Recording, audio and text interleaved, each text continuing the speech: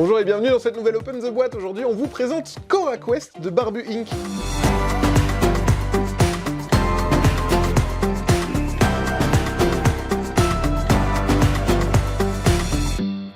CoraQuest, c'est un jeu designé pendant le confinement par un père et sa fille, Dan et Cora, d'où le nom CoraQuest. C'est un jeu pour 1 à 4 joueurs à partir de 6 ans, ça dure 45 minutes, et c'est un dungeon crawler.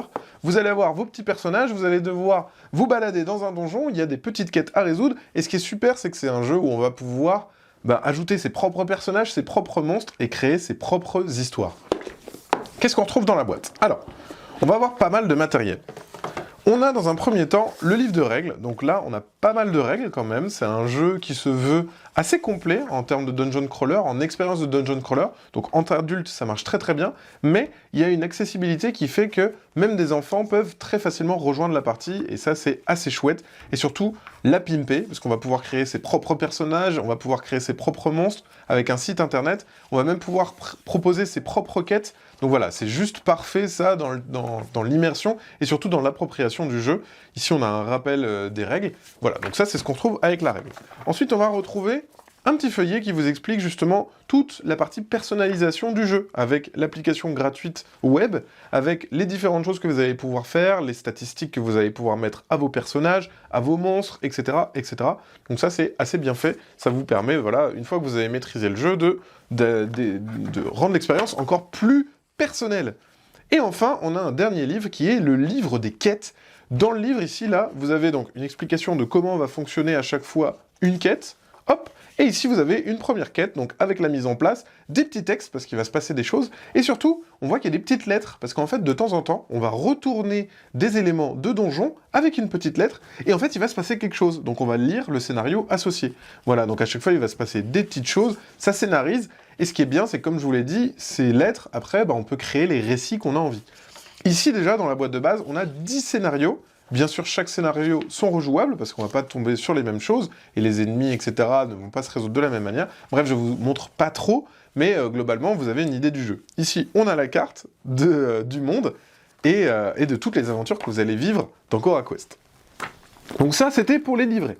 Maintenant, qu'est-ce qu'on va retrouver dans la boîte? Alors, on a plein de choses. On a des petits sachets, avec notamment des œillets. Donc ça va servir pour les compteurs de points de vie, pour vos personnages et pour les boss. On aura une petite roulette qu'on va vous montrer juste après.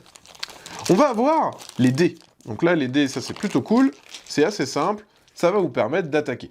Au début de la partie, on a forcément un dé, donc ils ont plus ou moins de résultats coups réussis. Ici, on n'a que 2 coups réussis, alors qu'ici, on en a 3 sur les dés rouges. Donc avec un dé rouge, vous avez des possibilités de faire plus mal. Et on va tout simplement, avec vos équipements et votre personnage, vous lancer plus ou moins de dés pour faire des dégâts sur les personnages. On les lance, chaque étoile, c'est un dégât. Voilà, c'est aussi simple que ça. Je vous le disais, on va avoir des petits personnages et des équipements. Donc je vais vous montrer ça tout de suite. Dans ce premier paquet de cartes, qu'est-ce qu'on va retrouver? On va retrouver les personnages préconstruits. Donc comme je vous l'ai dit, vous pouvez créer les personnages que vous voulez, mais pour les premières parties, on vous conseille d'utiliser les personnages qui sont déjà dans la boîte. Quand vous attaquez un ennemi, vous allez vous baser, en fait, sur votre dé que vous avez de base, plus l'arme. Donc au début, on a notre dé rouge, qui est plutôt puissant, plus une éventuelle arme qui va nous donner des bonus. On a aussi un nombre de points de vie, c'est ce qu'on peut encaisser, et ensuite, le nombre de déplacements. On verra que plus on est résistant, moins on se déplace vite, et moins on est résistant, plus on est rapide. Les personnages aussi, quand ils attaquent, s'ils ratent leurs attaques, plutôt que d'être découragés, non, ils vont être en furie, ils vont être beaucoup plus balèzes, et là, ils augmentent leur nombre de dés. Donc ce qui est bien dans ce jeu, c'est que si on a raté nos coups parce qu'on a mal tiré, à ce moment-là, on va devenir plus fort, donc ça, c'est assez positif, voilà, dans le jeu. Donc ici, on a les personnages. Il y a plein de personnages différents, voilà. Ici, on va retrouver maintenant les monstres. Donc les monstres, pareil, ils ont 2 niveaux de difficulté. C'est-à-dire que si vous jouez en facile, vous avez une première face, et si vous jouez en difficile, ils sont un peu plus résistants, ils sont un peu plus violents, ça dépend de avec qui vous jouez. Si vous jouez avec des plus jeunes, on vous conseille de jouer avec cette face-là. Si vous jouez entre adultes, vous pouvez partir de l'autre côté. Ici, on a les mini-boss. Donc les mini-boss, ils ont des pouvoirs, et ils ont beaucoup plus de vie, et c'est eux qui utiliseront les roues. Donc je ne vais pas tout vous montrer, mais voilà globalement à quoi ça ressemble. Ici, on a la piste de chargement. nos personnages, ils ont un pouvoir spécial. Si on utilise notre pouvoir spécial, on va mettre un petit jeton sur cette petite jauge de temps pour dire que on va attendre que ça se recharge à chaque tour. Dès que ça ressort, hop, on peut réutiliser notre pouvoir spécial. On voit que cette jauge, elle monte jusqu'à 4. Donc ça peut aussi monter jusqu'à 6 de l'autre côté, en fonction du niveau de difficulté. Ensuite, on va retrouver tous les éléments de donjon. Donc c'est un jeu où en fait, on va dépiler les cartes petit à petit, et on va constituer un donjon. Et de temps en temps, je vous l'ai dit, on va trouver par exemple des coffres qu'on pourra ouvrir pour tenter d'avoir du matériel. On va avoir de temps en temps des éléments de parchemin, comme ici, où il va se passer des petites choses. Voilà, on lira juste la mention, par exemple ici, le dé, etc. Et on voit, voilà, il y a plein de salles différentes à parcourir, des fois des salles avec plein de trésors, bref, c'est plutôt sympa ce qu'on peut découvrir. Donc ça, je ne vais pas tout vous montrer, c'est après à vous de le découvrir.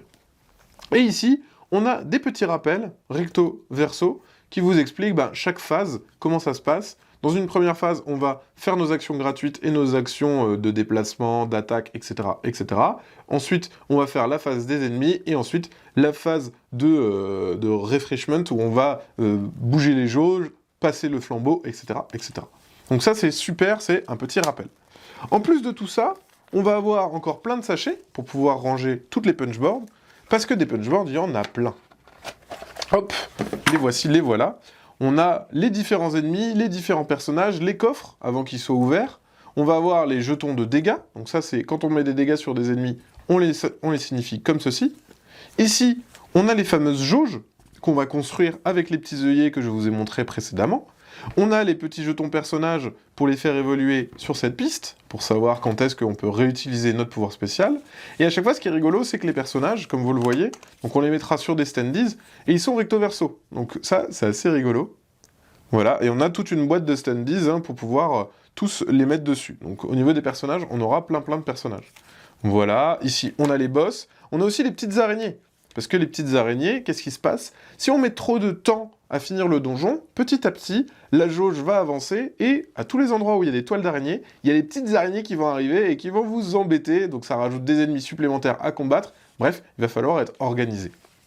Et ici, voilà, on a tous les différents personnages qu'on peut jouer en jeu, sachant que si vous créez vos propres personnages, c'est assez facile, vous les découpez sur du carton épais, tac, tac, tac, tac, tac, vous le mettez sur un standees et vous pouvez jouer avec le personnage que vous voulez. Donc ça, c'est vraiment super top.